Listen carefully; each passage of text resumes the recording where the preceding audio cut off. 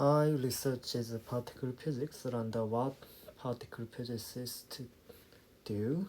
Um, the particle physics discussed that what is elementary particle and how they interact with each other. Today I want to talk about the overviews of the particle physics, starting from the standard model, which is the well established, and turning to the beyond the standard model as a new theory. This slide is based on the 2024 particle physics course in the graduate level uh, as introductions of the particle physics and our research group for the undergraduate level student as a teaching assistant of this course. So in this Lagrangians, Lagrangian mean that this determined all the system of the physics. The dynamics of the specific systems are determined by the given Lagrangian. So in the physics, important one is the differential equation, which gives the dynamics of the given physical state. And the Lagrangian determine that equation of the motion.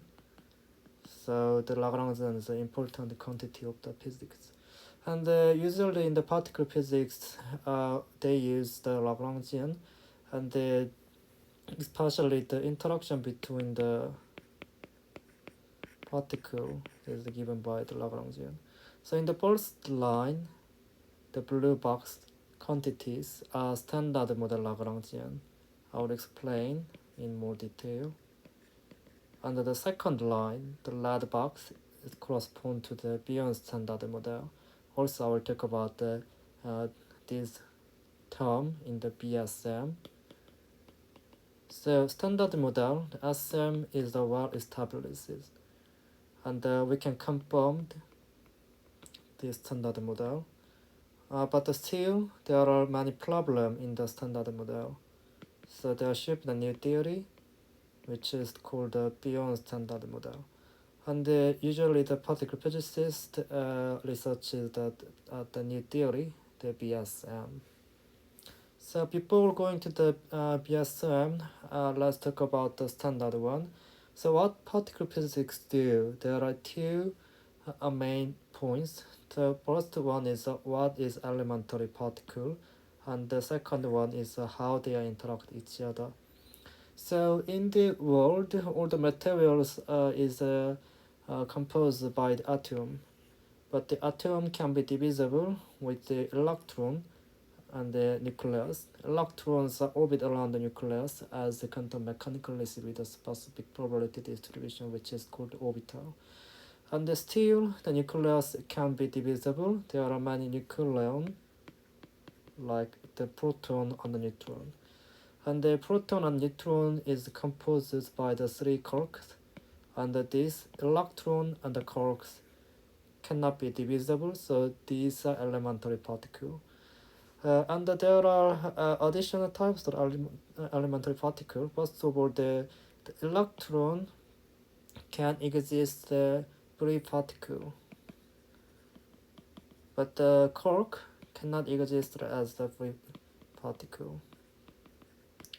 So quark is always in the bound state, like as a proton and the neutron. Such a bound state is called the hadron. So quarks always compose a hadron, but electron sometimes it can bound in an atom, but it can move freely. So this can be classified elementary particle. The quarks, like as already existed in the bound state, this is a quark. But some elementary particle can exist as a free particle. This is called a lepton. So elementary particle, there are two types. One is a quark, and the other one is a lepton. Not only the electron, there are also the many type of the lepton. For example, the muon, tau, and neutrino. In the case of the electron muon tauron, they have the electric charges, so they can interact via the electromagnetic interaction. But neutrino case, as you can see its name, it has a neutral electric charge. There are no electric charge in the neutrino, or no plus, no minus, they are the zero. So we can classify the three types of the elementary particle. The first one is the quark, and the charges lepton, electrons included in here, and the neutrino, which is a neutral electrically.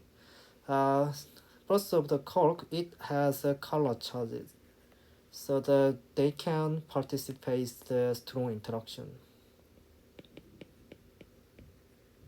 But the lepton does not have the color charges, so they cannot participate the strong interaction. And the quark and the charges of lepton have electric charges, so they can participate the EM electromagnetic interactions. And all the elementary particles have weak charges, so they can participate the weak interaction. So the particle can participate the specific type of the interaction when they have some specific charges. That's a very important point. So depending on the charges of the particle, they can participate or cannot for some specific interaction. Then how the interactions occurs? The elementary particle, this particle line,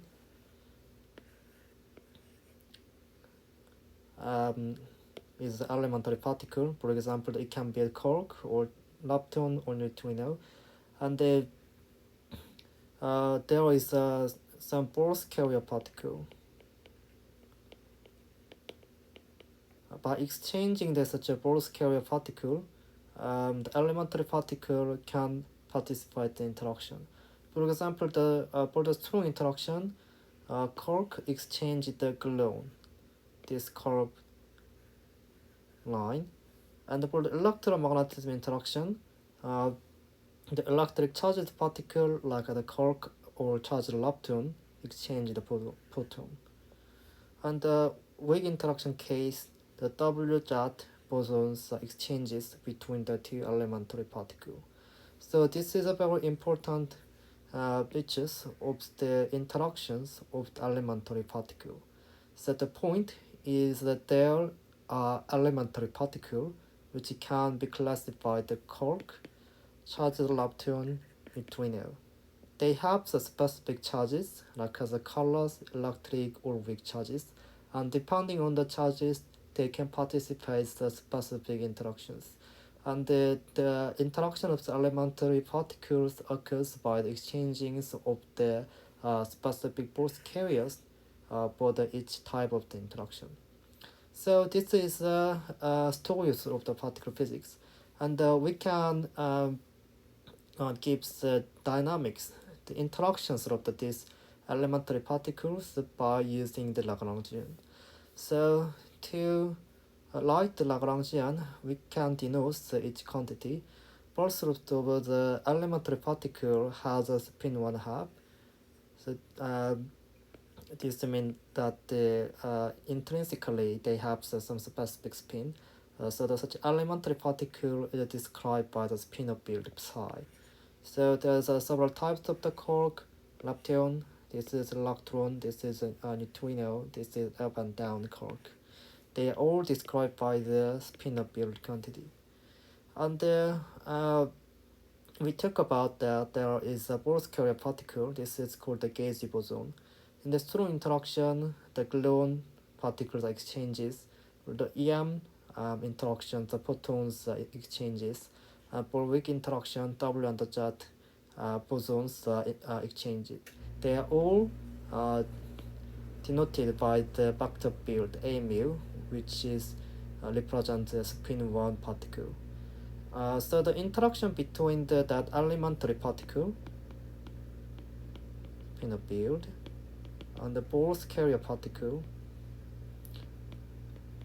is given by such a form. So two elementary particles, psi and psi, meet one gauge boson. This can be given by such a form psi, a mu, and psi. And to give the Lorentz invariance, there is the additional factors of the gamma mu. And there is one more field, Higgs, which gives the mass. Higgs is denoted by the scalar field pi because this is the spin zero particle. And this Higgs field gets a specific vacuum expectation value. This is non-zero. So if the Higgs get such a vacuum value, then the other particle get the mass. So the law of the Higgs is giving mass to the other particle. So the interaction between the Higgs and elementary particle gives the mass of the elementary particle. So this is the form 2 psi's meet with the one Higgs field, one scalar field. So there is a diagram, and this is the term of the Lagrangian. And when the pi becomes a v, non-zero values of the v, then the mass of the psi is given. Similarly, the interaction between the Higgs field, the pi, and the vector field a mu with such a form gives the mass of the vector field, and the pi becomes a v. So for this term, the diagram can be drawn by such a form: two gauge field meet the two scalar field. So this triangle structures represents all the interactions of the standard model Lagrangian.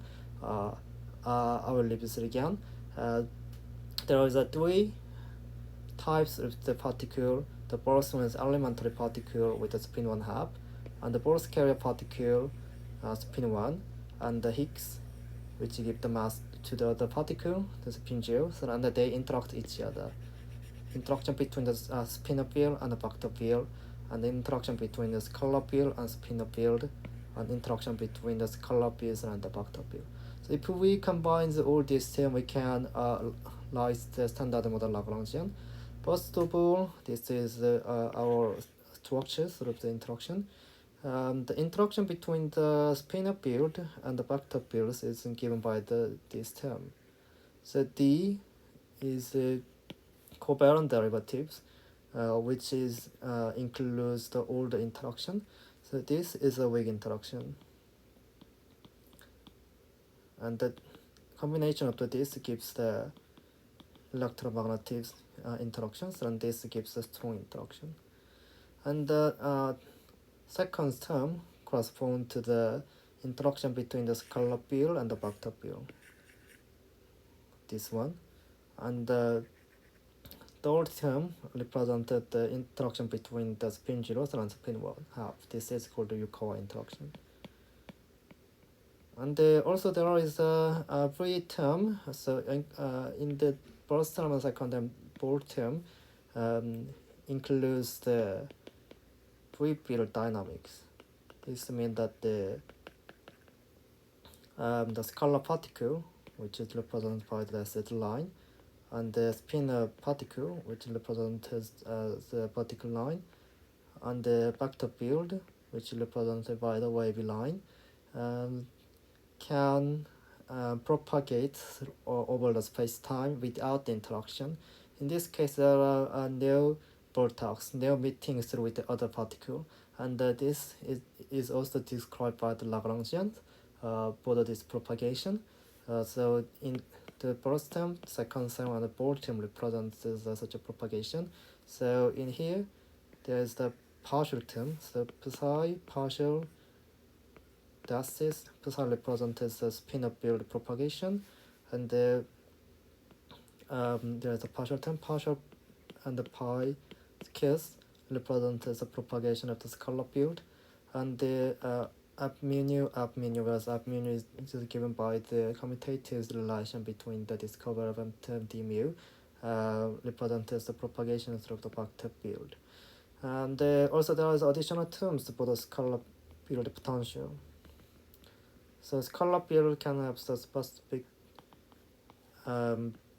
potential, and the minimum of the potential is the Beckham expectation values of the scalar field, which is denoted by the V, so that the pi becomes a V, so the Higgs can give the other particles mass. So this is a standard model Lagrangian. So the point is there are several particles, spinel, vector, scalar field, and they interact each other. The standard model represents that interactions by the Lagrangian. But the problem is that there are many problems in the standard model. For example, the neutrino have mass, but the standard model cannot give such a mass. And there are hierarchy problem, some fine tuning to give the specific values of the particle information, and the strong CP problem. Why the strong CP phase of the QCD, the strong interaction is too small, and dark matters, dark energy and gravities from the some of the cosmology. There are unknown materials in the universe, and this cannot be explained by the standard model. And the flavor purpose, there are many generations of the elementary particle, but we don't know why they exist. So such a problem in the standard model require that the additional elementary particle, we can extend the table, and additional interaction, we can extend these tables to the additional elementary particle and the additional charges and additional interaction and additional force carrier particle. So this means that we can have the second line for the standard model Lagrangians, and this is called the beyond standard model, so called the BSM. So in the remaining part, I'll talk about each topics of the BSM, but focus on our research field. The first one is dark matter. In the universe, the 24% of the compositions of the universe is given by dark matter. There are many observational evidence, like as the baryon-acoustic oscillation (BAO), cosmic microwave background CMB from the early universe, and the supernova observations with the distance measurement, and also the galaxy velocity distributions argue that the dark matter, and the large-scale structures argue that there should be the dark matter to exist structures of the universe like the galaxy or star. So dark matter should exist, but they cannot be the elementary particles of the standard model, because there's a non-baryonic and weakly interacts with other particle, and many properties of dark matter is not consistent with the standard model, which means that the additional elementary particle should exist. And there are many candidates of the dark matter. Here is the mass range. Depending on the mass ranges, there are many models. From the 10 to the minus 22 electron volt lower bound, and 10 to the 10 times of the solar mass. There are many models of the dark matter, for example, ultralight dark matter, which helps the wave property, and the QCD action, also which can solve the strong CP problem, and there are WIMP, well-known dark matters model. This is the weakly interactive massive particle. So if in this mass ranges and the specific values of the coupling, the dark matter's abundance can explain, and the composite dark matters and primordial black hole can exist also. So this is the plot for the axion. The x-axis is axion mass, and the y-axis is axion coupling to the standard model particle, and this regions excluded by the experiments or all the observations in the astronomy. And this plus for the WIMP, or similarly, the x-axis is the WIMP mass, and the y-axis is the scattering cross-section. So this is the plus by the dark matter and the WIMP, the dark matter WIMP and the standard model scattering. So WIMP and the standard model particles that collide each other, and we can confirm that there is a WIMP exists now. And the third cloud is for the dark photon. We can add additional photon, and they can mix each other, which is called the kinetic mixing. Such a dark photon is also the well-known models of the dark matter. Next, I will turn to the second topic of the BSM model in the BSM. The second one is the neutrino. In the standard model, neutrino has no mass because the right-hand neutrino does not participate in the standard model gauge interaction. So the neutrino mass is known as a Zeus in standard model, but the neutrino oscillation implies that the neutrino should be the massive particle. Neutrino oscillation is oscillation between the different flavor. So depending on the distance, the L, the type of the neutrino can oscillate it. At some point, neutrino is electron neutrino, but at some other point, it can be the muon neutrino. And this plot represents the probability to transit from the one kind of the neutrino to the other kind. And to occur the neutrino oscillation, because of this probability is proportional to the sine squared of the m squared L over the Bohr E electron energy. So the to have the neutrino oscillation probability, the mass scale difference should be the non-zeros, which is to mean that the neutrino is massive. Still, the neutrino mass is the not measures for the absolute value. There are just some mass ranges, lower bound to the upper bound. And the one problem with the neutrino mass is compared to the other elementary particle. This is the quark and the electron or the lepton. Compared to the other fermion elementary particle mass, the neutrino mass is extremely small. So to give such a small neutrino mass, we need to the additional mechanism, because this other elementary particle mass is around to the Higgs boson mass, but there should be the additional mass scale to give such a small neutrino masses, and usually this is given by the seesaw mechanism. We can adopt the additional heavy right-handed neutrino, and if it has a very large mass, then the active neutrino can have a small mass. And the sealed neutrino types are not determined whether it's a Dirac type or Mann type. It's also a very interesting topic. So in our research group, we researched about the additional properties of neutrino, like the Dirac-Mann type oscillations and the second leptogenesis in the early universe, but will in the detail, skipped in detail. And the third topic of the standard model is the supersymmetry, briefly the SUSY. There are many motivations of the supersymmetry. The first one is hierarchy problem. Higgs mass get the infinity corrections from the Topcock loop corrections. So Higgs mass can be the scales of the Planck mass. This is a problem because the original Higgs mass is given by the such a formula, but this requires the fine-tuned. In the left-hand side, the scale is a electroweak scale, but the right-hand side is a Planck mass scale. So this is quite large fine-tuning. And to resolve such a fine-tuning problem, we can adopt the additional scalar particle, which is called the superpartners of the top quark. So this is the top quark or top quark. With such additional correction, the Higgs mass hierarchy problem can be resolved. And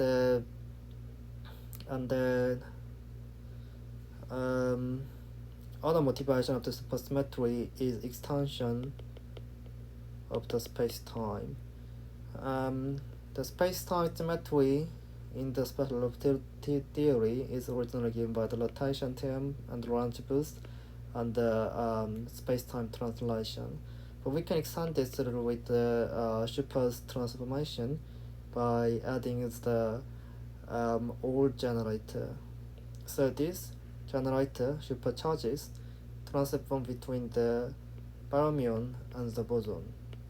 So we already talked about that there is a standard model elementary particle, quark, the yellow one, leptons, red one, Bose carrier, green one, and the Higgs field, the blue one. Yeah, all we talk about that. And by the supersymmetry transformation, there is a superparticle for each elementary particle. For example, the quark, there is a superparticle, 3 quarks, and for the lepton, there is a 3 lepton, and for the Bose carrier particle, this is called the gauge boson. So there is a superparticle, gauge zeno. And for the Higgs, there is a superparticle, Higgs zeno. So if there is a superparticle, we can say that there is a supersymmetry.